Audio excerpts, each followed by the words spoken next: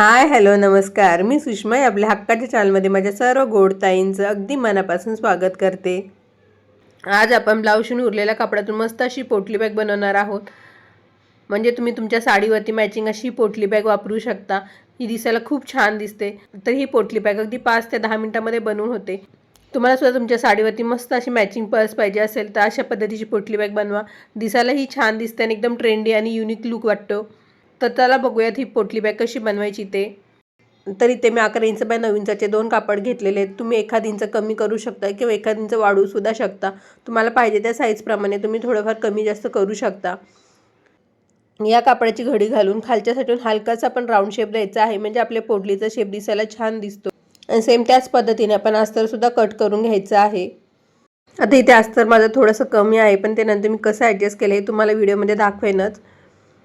आता आपण अस्तरचं एक पीस आणि मेन पीसचं एक पीस घ्यायचं आहे आणि तेवढ्याच मापाची आपण चेनसुद्धा घेतलेली आहे.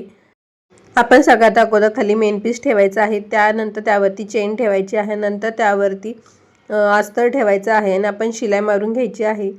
पण चेन ठेवताना चेनचं तोंड आपलं खालच्या साईडला पाहिजे, म्हणजे ओपन करायची बाजू आपली खालच्या साईडला असली पाहिजे. अशा पद्धतीने आपण एकमेकावरती ठेवून शिलाई मारून घ्यायची आहे.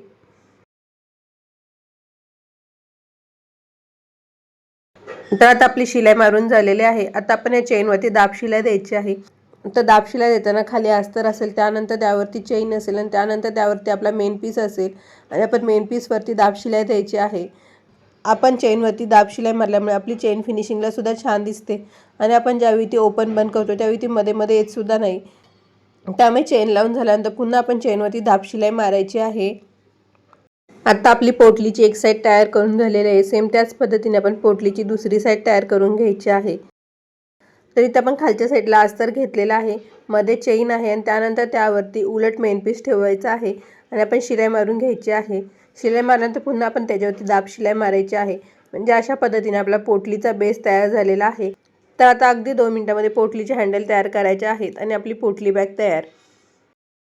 पोटलीला हँडल लावण्यासाठी मी ते 4 इंचाच्या 2 पट्ट्या तयार करून घेतलेल्या आहेत. आपली पोटली बॅग अजून छान दिसण्यासाठी याच्यावरती लेस लावायची आहे. ती माझी डायमंडची लेस असल्यामुळे नंतर मी वरून लावणार आहे. पण तुमच्याकडे जर सिंपल लेस असेल तर तुम्ही अशा पद्धतीने अगोदरच लावून घ्यायची आहे. आणि तुम्हाला जर दोन्ही साईडला लेस पाहिजे असेल तर तुम्ही दोन्ही साईडला अशाच पद्धतीने लेस लावून घ्यायची आहे. आता आपण पोटली बॅगला हँडल लावायचे आहेत. इथे जर तुमच्याकडे मोत्याच्या बांगड्या असतील तर तुम्ही हँडल म्हणून त्या वापरू शकता. आपण मगाशी जे बेल्ट तयार केलेलं होतं त्या बेल्टमध्ये मोत्याची बांगडी ठेवून शिलाई मारू शकता. पण माझ्याकडे ते मोत्याच्या बांगड्या नव्हत्या, त्यामुळे मी एका तारेमध्ये अशा पद्धतीने मणी होऊन हँडल तयार करून घेतलेलं आहे. तर इथे माझं अस्तर कमी होतं म्हणून मी अस्तरवरती शिलाई मारून घेतलेलं आहे, म्हणजेच अस्तर मी मेन पीसला अटॅच करून घेतलेलं आहे. आपण या 4 इंचच्या 2 पट्ट्या तयार करून घेतलेल्या आहेत. त्या पट्ट्यांमध्ये बांगडी घालायची आहे आणि बरोबर चेनवरती ठेवून आपण शिलाई मारून घ्यायची आहे. आता आपण खालचं कापड एकमेकांवरती ठेवून चैनीचा इथला भाग सोडून आपण पूर्ण खाली राऊंड शेपमध्ये शिलाई मारायची आहे. आणि शिलाई मारून झाल्यानंतर आता आपण हे सरळ करून घेऊयात. तर बघा आपण सरळ केल्यानंतर आपला आता चैनीचा इथला भाग थोडासा ओपन ठेवलेला आहे आपण, म्हणजे तिथे शिलाई मारली नव्हती.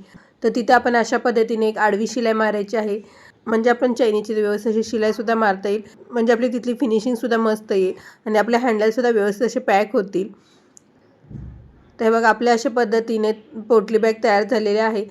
आता आपलं हँडल आहे तिथे आपण 2 मॅग्नेट बटन लावून घ्यायचे आहेत. तेव्हा मॅग्नेट बटन लावल्यानंतर आपली पोटली बॅग तयार झालेली आहे. बघू शकता तुम्ही किती मस्त अशी पोटली बॅग तयार झालेली आहे. ती पोटली बॅग आपली अजून छान दिसते. याच्यावरती मी डायमंडची लेस चिटकवून घेतलेली आहे. तर मी लेस चिटकवताना बरोबर सेंटरला चिटकवलेली आहे, म्हणजे बरोबर शिलाईवरती आपण लेस चिटकवलेली आहे, जेणेकरून लेस आपली दोन्ही साईडला सुद्धा व्यवस्थित अशी दिसेल. तर ब्लाऊज शिवून उरलेल्या कापडातून मस्त अशी आपण ही पोटली बॅग बनवलेली आहे. तर आपण आता साडीवरती मस्त अशी मॅचिंगची पोटली वापरू शकता. आणि बघितलं ना, बनवायला अगदी साधी सोपी आहे. मोजून 5 ते 10 मिनिटांमध्ये बनवून तयार होते. तर तुम्हाला ही पोटली बॅग कशी वाटली हे कमेंट करून मला नक्की सांगा. आणि अजून तुम्हाला शिलाई रिलेटेड कोणकोणती व्हिडिओ बघायला आवडतील हे सुद्धा मला कमेंट करून नक्की सांगा. व्हिडिओ पूर्ण बघितल्याबद्दल धन्यवाद. पुन्हा भेटू अशा छानशा व्हिडिओमध्ये. तोपर्यंत बाय आणि टेक केअर.